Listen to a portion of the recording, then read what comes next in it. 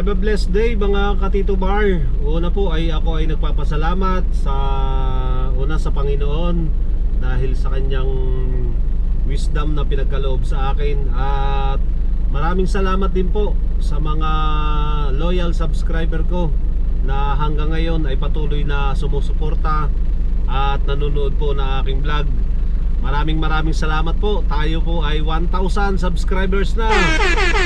Yay!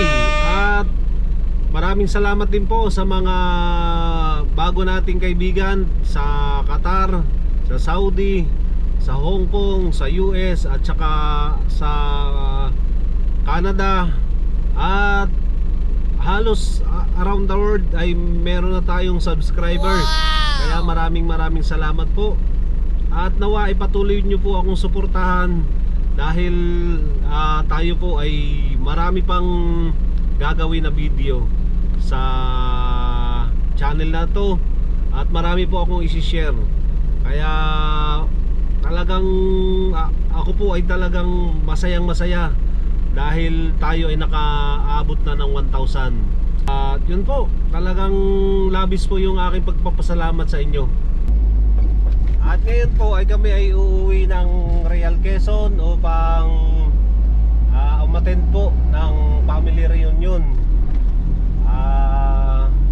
Maghapon lang po kami doon, tapos babalik po kami ng Manila uli. At bukas po ay Sunday. Kami po kasi ay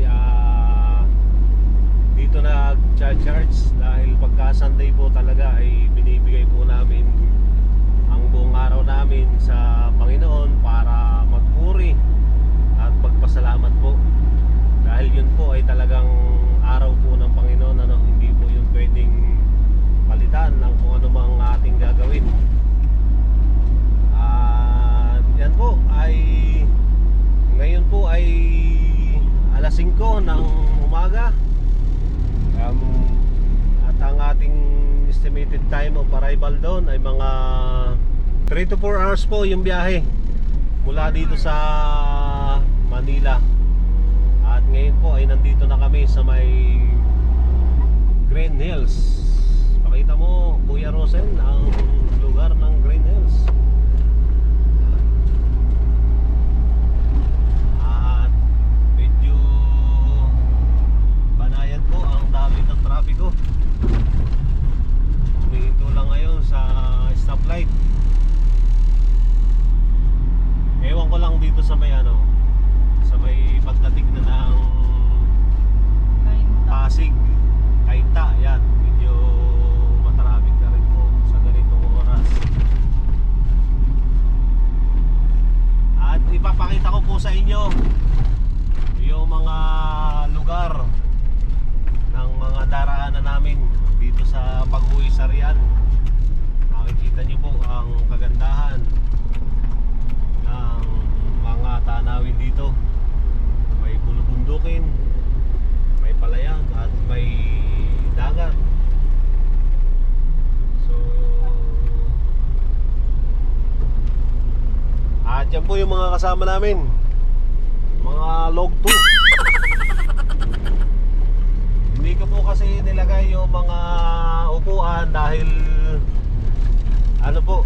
late na kaming nakauwi kagabi. At babalik din naman, sanay naman sila na nakahiga lang para mas sila, relax. At sige po, samahan nyo po kami sa pagbiyahe. Tayo na sa Real Quezon.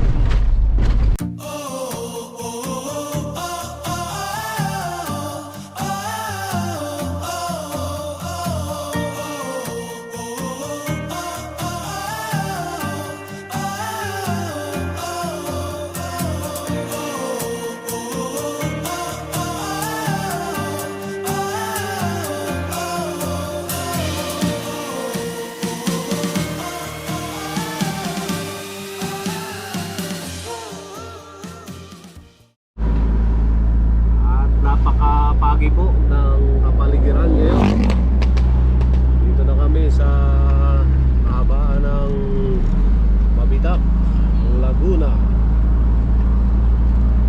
Kanina ko pa napapansin to, napaka cloudy o foggy ng paligid.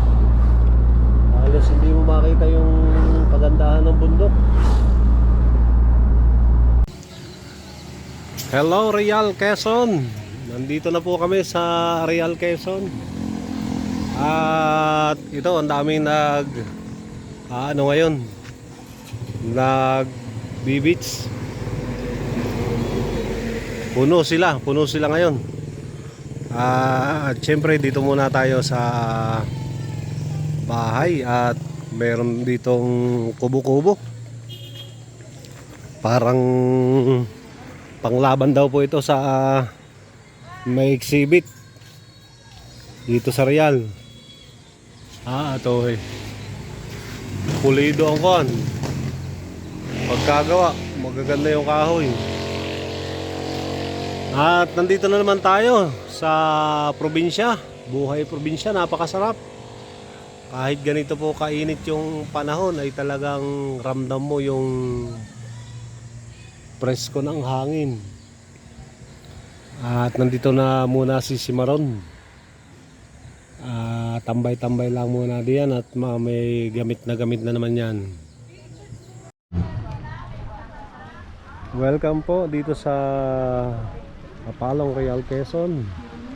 Ito po ang kagandahan ng dagat dito. Yan yung mga bangkang pangisda nila. Dito po mag-start kami mamaya ng reunion ng Mapaye sa side ng aking Nanay Bianan, si Nanay Rose. At ito yung mga pamangkin ko sa pinsan. Wala pa naman akong apo dito. At mamaya po ay magpapakilanlan na. Hindi na po kasi magkakakilala ang mga magkakamag-anak. Yung iba po kasi dito ay galing pa ng Alabat, Quezon. Ito po yung kauna-unahang reunion. Mga gwapo ng Mapaye. Si Jamil ano? Si anong Alvin. Hindi, yung kwan mo ng Kuya Dax. Yun, si Kuya Dax. Kuya Dax, lechong manok.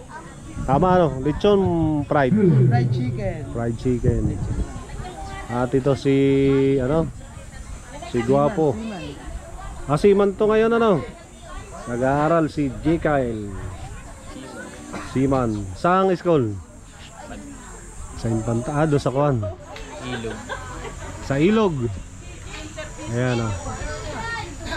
Yan, mamaya po ay magpapakilanlan na. At napaka-relaxing ng place na to, no? Sarap. Yung ano pa lang, ambience. Saka yung hampas ng alon. At marami ding mga nagsuswimming doon sa dulo doon. Ito mamaya, mga kamag-anak, bakit kilala natin to. Parang kayo Kuya. Saan po? sa misa. Opo, doon pa po. Hindi na kami nakapunta nung kuwan. Oh. Gawa nang walang kuwan. Sakit. Oh. Ito po ang mga pagkain na pagsasaluhan. Lumpia, kaldereta. Anong tawag yan? Kaldereta yan ano? Hamonado. Ano yun? Adobo. Tinutok. Laing.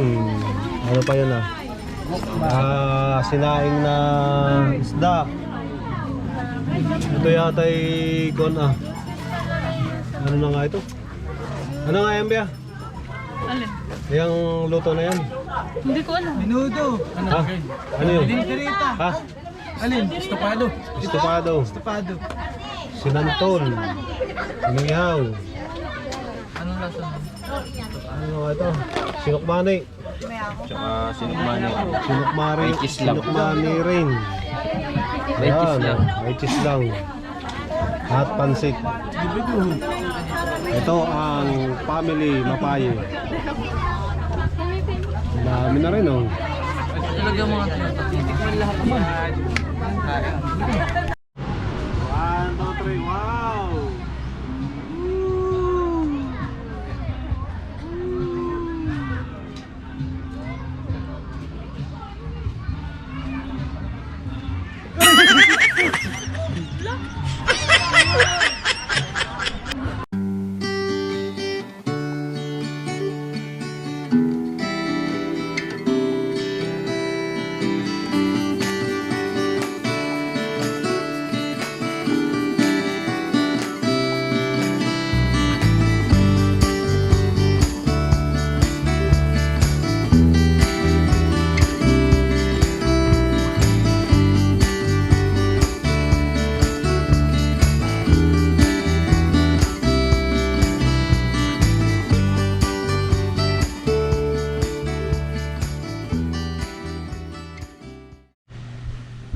Kami po ay nakauwi na dito sa Manila at salamat sa aking mga pinsan. Kami ay nagkita-kita bagamat kami bihirang magkita-kita pero nandun yung kasayahan po. Shoutout po muna natin si Ami Junior Valdez.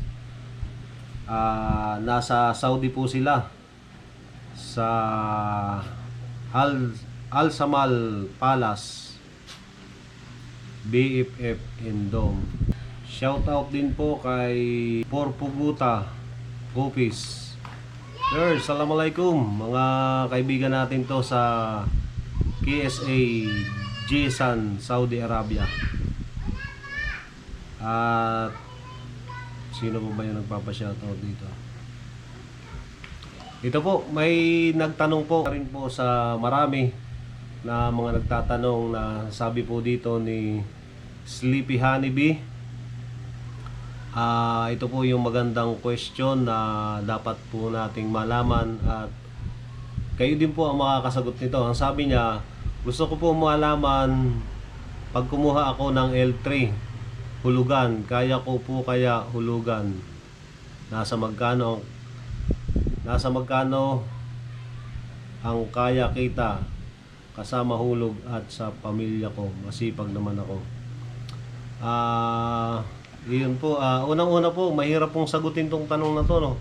Kasi ano po to eh, kapag kita po sa lalamoy yung ating pangahawakan ay wala pong kasiguraduhan kasi yung kitaan dito sa Lalamove. At yan po ay talagang nakasalalay sa atin. Kumbaga walang pakialam si Lalamove kung bumiyahe ka o hindi. Ang maganda po dito, kung sisipagan mo talaga ay possible naman po na kayang hulugan.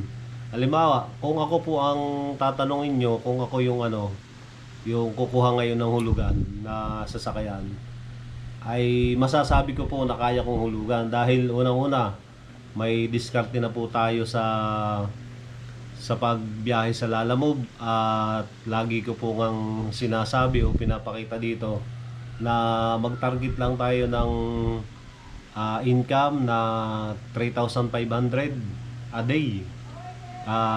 Halimbawa, magbabawas ka dyan ng gastos mo sa diesel na 1,000, so may matitira pang 2,500. So nasa sayo na po.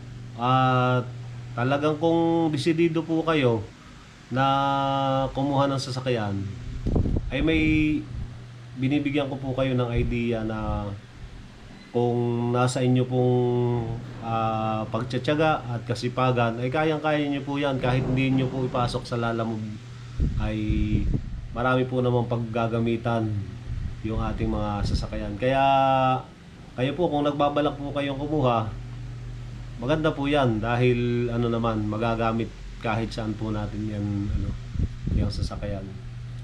At ako po yung nagpapasalamat sa patuloy na pagsuporta nyo po sa aking YouTube channel. At happy 1,000 subscriber na po. Maraming salamat po at pagpalain po tayo ng Panginoon.